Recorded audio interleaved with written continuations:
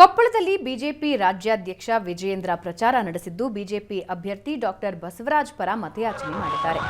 ಕಾರಟಗಿಯಲ್ಲಿ ವಿಜಯೇಂದ್ರಗೆ ಕಾರ್ಯಕರ್ತರಿಂದ ಅದ್ಧೂರಿ ಸ್ವಾಗತ ಸಿಕ್ತು. ಕಾರಟಗಿ ಪಟ್ಟಣದಲ್ಲಿ ರೋಡ್ ಶೋ ನಡೆಸಿದ ಬಿವೈ ವಿಜಯೇಂದ್ರ ಎಪಿಎಂಸಿಯಿಂದ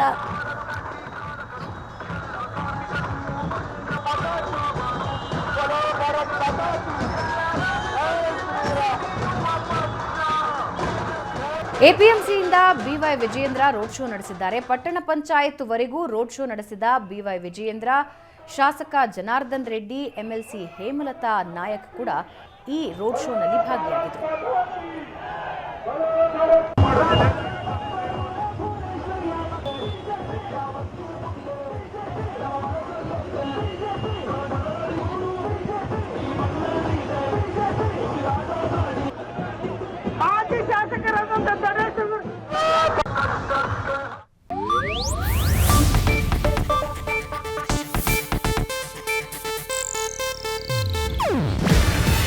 ಇದು ಏಷ್ಯಾನೆಟ್ ನ್ಯೂಸ್ ನೆಟ್ವರ್ಕ್ ಪ್ರಸ್ತುತಿ.